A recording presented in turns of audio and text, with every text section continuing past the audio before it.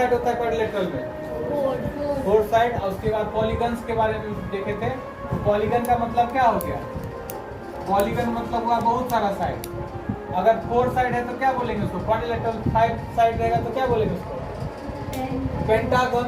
6 रहेगा तो हेक्सागन। ऐसे ही नंबर ऑफ साइड से बढ़ता जाएगा और पॉलीगन का नाम बदलता जाएगा। ठीक है, तो अब हम लोग यहाँ पर देखेंगे पूरे पॉलीगन के बारे में। देख रहे हैं, सब जगह पॉलीगन है, सब जगह पॉलीगन है। सारे फॉर्मूले में पॉलीगन का चर्चा। बस फर्क किस चीज का है? तो कहीं पर ये डायगोनल दिया हुआ है और कहीं पर इंटीरियर एंगल्स दिया हुआ है। और यहाँ पर देखिए ये कन्वेक्स है और ये कनकेव है। इसमें डिफरेंस बता ही दिए थे। कनकेव किसको कहते हैं? जिसका एक इंटीरियर एंगल क्या होगा? मोर देन 180 होगा और उसका जो एक डायगोनल होगा वो क्या होगा? एक्सटीरियर होगा। और उसका क्या बताए थे? कन्वेक्स का इसका सारा इंटीरियर एंगल क्या होगा? लेस देन 180 होगा और कोई भी इसका डायगोनल एक्सटीरियर नहीं होगा। यही दोनों में फर्क है। अब देखिए क्या है कि डायगोनल्स कितना होगा? कितना होगा n साइडेड पॉलीगन में? अब यहाँ n का वैल्यू क्या होगा? n क्या होगा? n होगा मतलब साइड ऑफ पॉलीगन। कितना साइड होगा? तो डायगोनल किस में? ट्रायंगल में डायगोनल होता है? ट्रायंगल में डायगोनल नहीं होता है। तो डायगोनल कहाँ होता है? कहाँ से स्टार्ट होगा? क्वाड्रिलेटरल में। ठीक है, क्वाड्रिलेटरल में होगा। तो क्वाड्रिलेटरल से स्टार्ट होगा डायगोनल्स का। तो बनाते हैं पहले एक क्वाड्रिलेटरल। तो इसमें कितने डायगोनल्स खींचे जा सकते हैं? डायगोनल्स कहते हैं किसको है? अपोजिट वर्टेक्स को जो मिलाता है। तो जैसे कि ये ए बी सी डी, ये क्या बना है? क्वाड्रिलेटरल। 4 साइड है इसमें। ठीक है, ये कैसा पॉलीगन है जिसमें 4 साइड है? तो ऐसे पॉलीगन को क्या कहते हैं? क्वाड्रिलेटरल। ठीक है, अब इसमें हम लोग डायगोनल पहले बना लेते हैं। तो अपोजिट वर्टेक्स क्या सब हो गया? ए और सी। दूसरा बी और डी। बाकी ए और बी कैसा वर्टेक्स हो गया? इसको एडजेसेंट वर्टिसेस बोलेंगे। ठीक है, तो देखिए ये अपोजिट वर्टेक्स को मिला दिए। तो एक ये डायगोनल हो गया। फिर दूसरा डायगोनल देखिए, बी का अपोजिट वर्टेक्स हो गया डी। दूसरा हो गया। अब कोई बन सकता है डायगोनल इसमें? तो अब हम इस फार्मूला को यहाँ पर प्रूव करते हैं कि सच है कि झूठ है, फार्मूला काम करता है कि नहीं। तो n क्या हो जाएगा? n हो जाएगा number of sides of polygon. तो अभी जो हम पॉलीगन लिए हैं वो क्वाड्रिलेटरल लिए हैं। इसमें कितने साइड्स हैं? 4 है। n का वैल्यू 4 हो गया। अब उस फार्मूला में लगाते हैं number of diagonals is equal to n minus 3/2। n का वैल्यू 4 रखना है। 4 माइनस 3/2। तो 4 में से 3 माइनस होगा तो 1 होगा। तो 4 इंटू 1/2 तो 2 जा 4। 2 इंटू 1 कितना होता है? 2। देखिए 2 डायगोनल्स है यहाँ पर। यानी कि ये फार्मूला काम करता है। ये फार्मूला काम करता है, तभी ये बुक में दिया हुआ है, तभी इसका हम लोगों को काम आएगा एग्जाम में भी। तो कोई भी आपको दिया रहेगा एग्जाम में साइड्स, जैसे मान लीजिए कि n का वैल्यू दे दिया 7 दे दिया।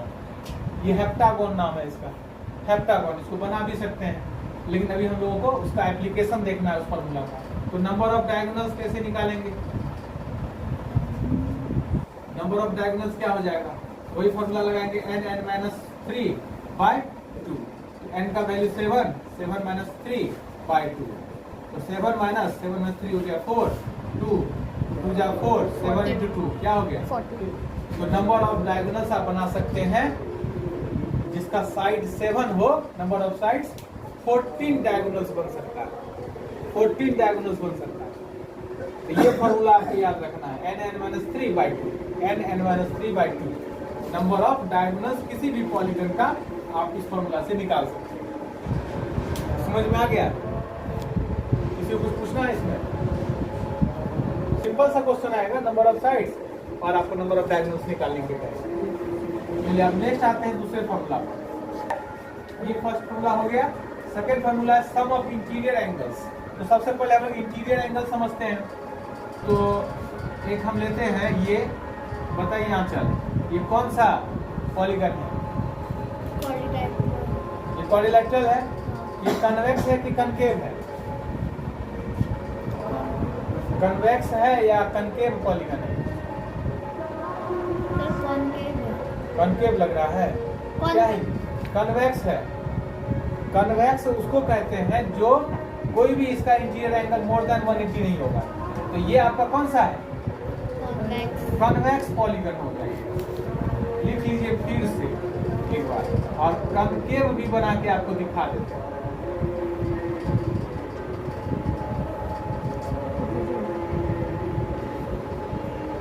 देख रहे हैं, सब इंटीरियर एंगल है। अंदर जो भी होता है उसको इंटीरियर एंगल कहते हैं। इनसाइड में जो भी रहता है उसको इंटीरियर एंगल कहते हैं। ये भी इंटीरियर ही एंगल है। एंगल के बारे में जानते ही हैं, जहां दो वर्टेक्स मिलता है या जहां दो साइड एक जगह पे ज्वाइन करता है। Common vertex of two side makes a corner and that corner is called angle. जहां दो साइड का एक कॉमन वर्टेक्स होता है, वहां पर एक कॉर्नर जो होता है उसी को क्या कहते हैं? एंगल। तो यहाँ पर कितने एंगल्स हैं इस पॉलीगन में? 1 2 3 4 5 जो है इसमें साइड्स हैं। तो पेंटागन हो गया, और पॉलीगन कौन सा हो गया ये? तो ये एंगल कितना का हो गया? ये कितना का हो गया? 180 से ज्यादा हो गया। 180 रहता तो ऐसे रहता। यहाँ पे जो एंगल बनेगा इस पॉइंट पे, ये 180 हुआ, लेकिन उससे भी अधिक हो गया। ठीक है, तो इस एंगल का नाम क्या होगा? तो reflex angle, which is greater than 180 but less than 360 degree. तो ये मोर देन 180 हो गया। अब आते हैं इसके डायगोनल को देखते हैं। तो ये देखिए, वर्टेक्स को, अपोजिट वर्टेक्स को मिलाने वाला जो एक लाइन सेगमेंट होता है उसी को डायगोनल कहते हैं। तो ये कनकेव का क्या डिफिनीशन होता है? एक एक्सटीरियर डायगोनल हुआ और इसका एक इंटीरियर एंगल क्या होगा? More than 180 degree. तो इस पॉलीगन का नाम होगा कनकेव पॉलीगन। 2-3 बार आपको हम बता देंगे और 2-3 बार वीडियो देख लीजिएगा, तो आपका कन्वेक्स पॉलीगन और कनकेव पॉलीगन का क्या हो जाएगा? कंसेप्ट क्लियर हो जाएगा। ये दोनों में फर्क हो गया। अब हम लोग को क्या निकालना है?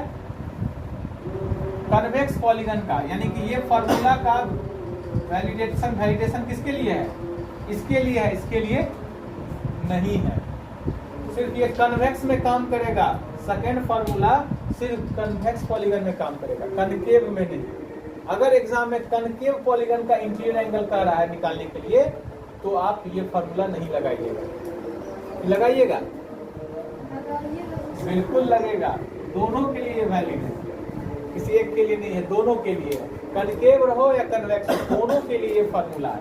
तो इसमें पहले आप अप्लाई करते हैं। तो इसमें बताइए n का वैल्यू क्या होगा? कितने साइड्स हैं? इसमें n का वैल्यू 4 है। अब देखते हैं क्या है। हम लोगों को कैलकुलेट करना है सम ऑफ इंटीरियर एंगल्स, यानी कि इसमें जितने भी इंटीरियर एंगल्स है 1 2 3 4, इनको प्लस करके हमको पता करना है कितना होगा, सम कितना होगा इंटीरियर एंगल्स का। वैसे पता है क्वाड्रिलेटरल का सम कितना होता है फोर एंगल्स का? 360 डिग्री। देखते हैं इस फार्मूला से सही होता है कि ये बात, ये इंफॉर्मेशन मैच करता है कि नहीं। तो n - 2 इंटू 180, n हो गया 4 - 2 180 डिग्री, 2 इंटू 180 डिग्री 360 डिग्री हो गया। अब आते हैं यहाँ के लिए, तो यहाँ भी वही होगा। n का वैल्यू कितना हो जाएगा? साइड कितने हैं इसके? 1 2 3 4 5, तो 5 हो गया। यहाँ पर भी वही फॉर्मूला अप्लाई करेंगे, सम ऑफ इंटीरियर एंगल्स। जब भी हम लोग कोई क्वेश्चन बनाते हैं, अगर फर्स्ट लाइन में अगर ये फार्मूला लिख देंगे तो 2-3 बार 4 बार सवाल बनाइएगा ना, तो फार्मूला भी याद हो जाएगा। गलती हम लोग क्या करते हैं, फार्मूला देख लेते हैं और सिर्फ उसका वैल्यू पुट कर देते हैं, फार्मूला वाला लाइन नहीं लिखते हैं बार बार, इसलिए याद नहीं रहता। और हर बार बनाने के लिए एग्जाम से पहले तक फार्मूला देखते हैं और एग्जाम के दिन दोस्त सबसे क्या करते हैं, फार्मूला आपको बता दो, बना लीजिए, फार्मूला याद नहीं आ रहा। तो सेम फार्मूला लगाइए, n - 2 इंटू 180, n का वैल्यू 5 माइनस 2 180, तो 3 इंटू 180, 18 3 जा कितना होता है 540 डिग्री हो गया इसके सारे इंटीरियर एंगल्स का सम। तो ये 3 नंबर और 4 नंबर, 2 नंबर और 3 नंबर फॉर्मूला यहाँ पर हम लोग देख लिए एग्जाम में, फिर एक्सरसाइज में देखिएगा बनाइएगा। अब आते हैं next, each interior angle. Each interior angle मतलब हो गया हर एक, प्रत्येक अलग अलग करके कह रहा है। इसका वैल्यू कह रहा है कितना होगा, इसका वैल्यू कह रहा है कितना है। ये क्या था, प्लस था, सम था सारे इंटीरियर एंगल्स का। अब ईच एंगल निकालना है, हर एक एंगल कितना होगा, किसका, रेगुलर पॉलीगन का। इसका वैलिडिटी कहाँ तक है, सिर्फ रेगुलर तक। रेगुलर किसको कहते हैं, जिसका सभी साइड इक्वल होता है। तो कौन कौन सा रेगुलर पॉलीगन है, स्क्वायर होगा रेगुलर पॉलीगन, और रोम्बस होगा, और भी होगा जो इसका सारा साइड इक्वल होगा, वो सब होगा इक्वल होगा। ठीक है, तो ये बनाए ABCD एक स्क्वायर बनाए, स्क्वायर का और रोम्बस का होता है कि सारा साइड क्या होता है, इक्वल होता है। तो स्क्वायर और रोम्बस में क्या फर्क है, स्क्वायर में ईच एंगल भी इक्वल होता है 90-90, रोम्बस में ईच एंगल 90-90 नहीं होता, ईच एंगल इक्वल नहीं होता, लेकिन सारा साइड उसमें क्या होता है, इक्वल होता है। रोम्बस और स्क्वायर में फर्क है। अब ये रेगुलर पॉलीगन हो गया, इसमें ईच एंगल निकालना है, यानी हर एक एंगल कितना है वो फाइंड करना है। इसमें तो हम लोगों को पता है कि क्या है, 90 है, चेक करके देखते हैं उस फॉर्मूला से। तो यहाँ n इक्वल टू क्या हो जाएगा, इसमें नंबर ऑफ साइड्स कितने हैं, 4, वो 4 हो गया। अब आते हैं फॉर्मूला पे, each interior angle of regular polygon is equal to n minus 2 180 degree by n। n का वैल्यू हमारा जाएगा 4 माइनस 2 180 बाई 2 बाई 4, तो 2 इंटू 180 बाई 4, 2 2 जा 4, 290 कितना हो गया 90 डिग्री हो गया। ईच इंटीरियर एंगल हो गया 90 डिग्री का। तो जो भी रेगुलर पॉलीगन होगा इसका यही फॉर्मूला से हम लोग ईच इंटीरियर एंगल निकाल सकते हैं।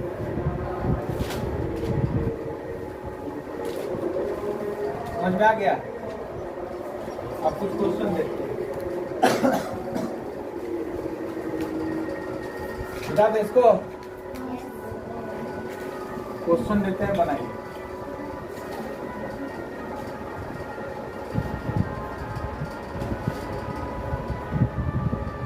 Find the measure of each interior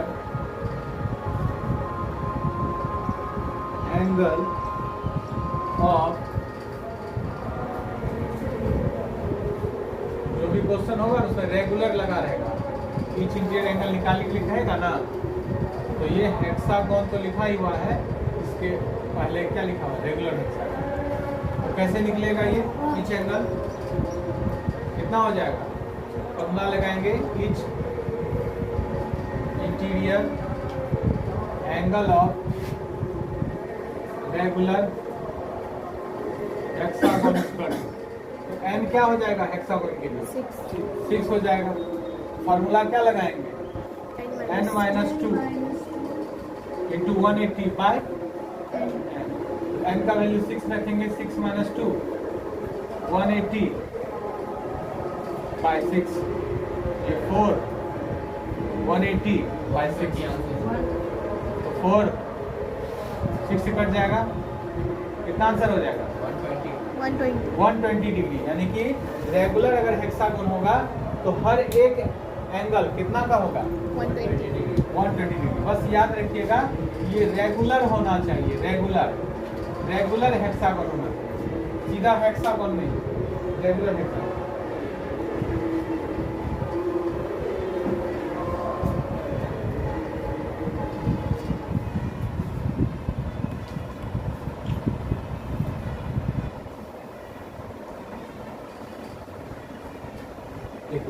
interior angle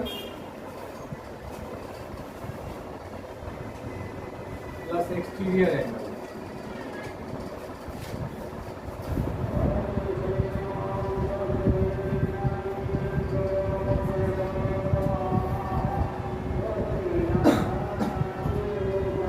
of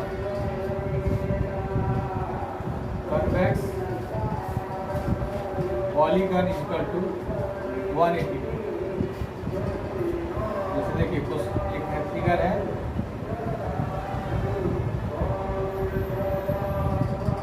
यहाँ पर इसको आगे बढ़ा दिए तो यहाँ पर ये एंगल कौन सा एंगल होता है? एक्सटीरियर। ये एक्सटीरियर हो गया, बाहर है, इसका नाम हो गया एक्सटीरियर एंगल। बाकी ये जो है ये कौन सा एंगल है? अंदर है तो इंटीरियर। इन दोनों को प्लस करेंगे तो क्या होगा? 180 डिग्री, क्योंकि ये दोनों क्या हो गया? 90। लीनियर पेयर हो गया। ठीक है, लीनियर पेयर से हो गया 180 डिग्री हो गया। ऐसा भी क्वेश्चन में निकला आएगा।